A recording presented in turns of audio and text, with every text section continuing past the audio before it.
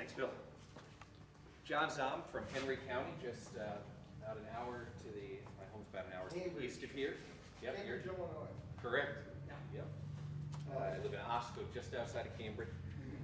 Pleasure to be here. I'm also involved, I started a Henry County Tea Party a few years ago.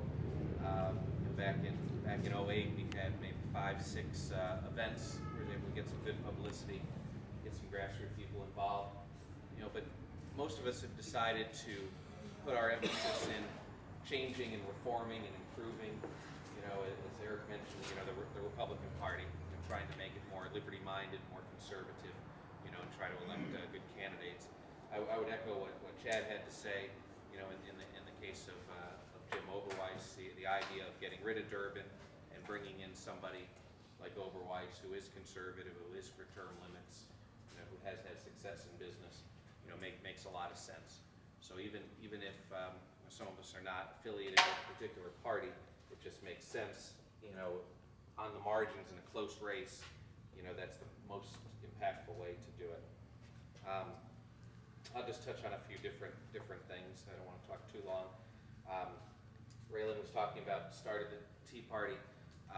Back in 2001, here in Illinois, I had the pleasure of working with Chad and his son in Rutland Township, which is in the northwest of Elgin area. We formed an organization called the Rutland Tea Party, and we ran a group of candidates for local office to take over township government. We found that the people that were in office there were not responsive to the taxpayers. They were forming bureaucracies, spending money recklessly, not being responsive to taxpayers. We had an assessor that was out of control, that was peering in people's windows and trying to add costs to houses. And, it was a sad situation. So Chad's son ran for highway commissioner, and we put a whole group of people together, and we actually called it the Tea Party. We had the T acronym stand for taxed enough already. If you feel like you're taxed enough already, vote for this team of 8 candidates for township office, and we swept them all in. And that's what I would have talked about during the formal speech. Is any of us can get elected to local office and make a difference, be it a school board.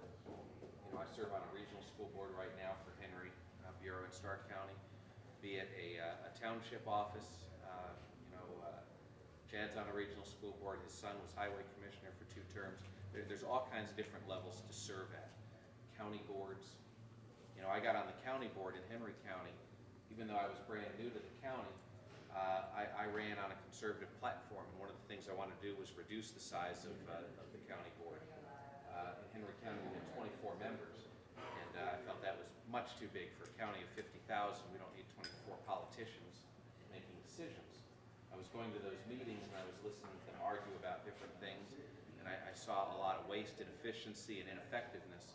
So not only did I get elected, then I got appointed to be chairman of the redistricting committee, and I came up with a proposal to cut the board in half to 12 members.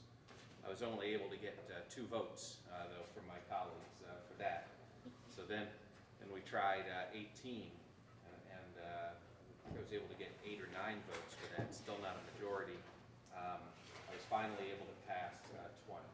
So we were able to cut from 24 to 20. That was the best I could do. Incremental steps, and I guess that'll be what I'll try to leave you with, is that any of us can get elected to local office, make incremental steps, stand for the right constitutional principles. And how do we get there? Walking, knocking on doors, talking to our neighbors, and that starts at the precinct level. Many of you are precinct committeemen already. Those that aren't, I encourage you to take on that mantle. It makes a difference. When I endorse a candidate in my precinct, and I do so by bringing literature door to door, and I also, because I'm in a farm area, I mail, to make sure that people, when you walk onto a several acre property, it almost becomes trespassing. So sometimes it's good to mail information too, and make follow-up phone calls. But when I endorse a candidate, they end up running about 15% higher than in the other precincts. So that little difference, can get a conservative, liberty-minded person elected, over someone who's more liberal. So I guess that's all I'll say for today. Feel free to go to my website. It's thegoliathslayer.com. I am a Christian conservative. That's why my political consulting business is named that way, because I support conservative candidates only, and I'd be glad to give advice and help to some of you as you